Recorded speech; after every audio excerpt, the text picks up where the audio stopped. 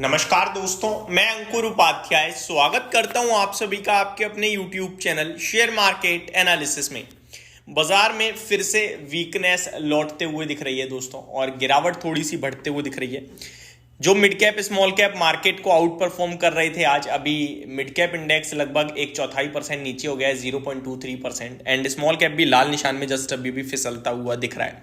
Nifty आज top loser है, ½ % नीचे। अभी हमने मंडे और फ्राइडे देखा था कि निफ्टी को देखकर नहीं लग रहा था बाजार गिर रहा है, लेकिन एक्चुअली में बाजार मार्केट में पेन था, और आज उसका विपरीत अभी तक हो रहा है। हो सकता है may be at the end of day आप देखो कि मिड कैप स्मॉल कैप ही लीड कर लें गिरावट को, बट जो भी है अभी तक प्रॉब्लम ज्यादा निफ्टी में दिख रही है।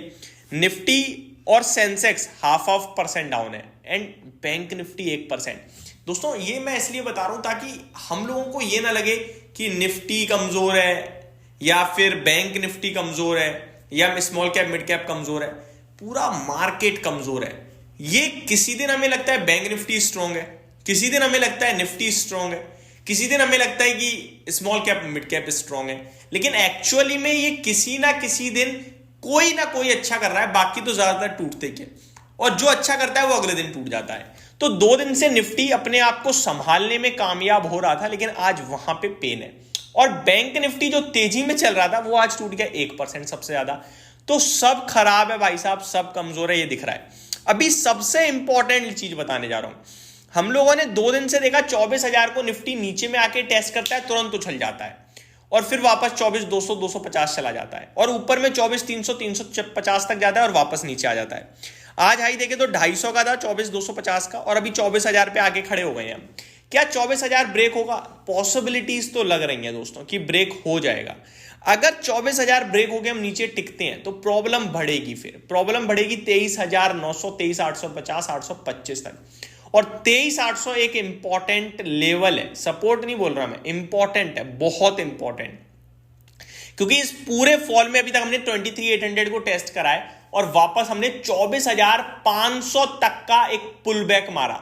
आपको पता चला? नहीं चला होगा, पोर्टफोलियो में नहीं आया ना मजा, इसलिए हमने 23,800 से 24,500 तक का पुल बैक मार दिया, 700 पॉइंट, और वापस हम धीरे धीरे नीचे की तरफ आते हुए दिख रहे हैं। अभी ऑलरेडी हम 24,000 पे आ गए हैं, 500 पॉइंट तो खो दिए हमने। हो सकता है यहां से भी आपके लिए थोड़ी प्रॉब्लम और बढ़ते हुए दिखे।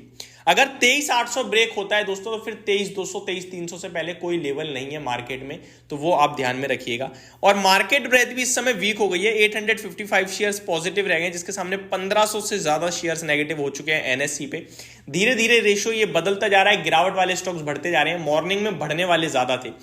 तो एक चीज है दोस्तों कि मार्केट वीक है, आपकी पोर्टफोलियो वीक है, मेरी पोर्टफोलियो वीक है, हम सबकी पोर्टफोलियो वीक है, रिजल्ट्स खराब आ रहे हैं, इकोनॉमी में स्लो डाउन दिख रहा है। दिग्गज कंपनियां Britannia, UltraTech cement, Nestle, Hindustan Unilever, Asian paint, मैं किसके बारे में बोलूं? आप बोलो कि भाई लार्ज कैप अच्छा कर रहा है, कहां अच्छा कर रहा है? कोई दिग्गज कंपनी अच्छा नहीं करा। मिड कैप स्मॉल कैप की क्या ही बात करें। तो पूरी इस समय इकोनॉमी में दिक्कत चल रही है दोस्तों।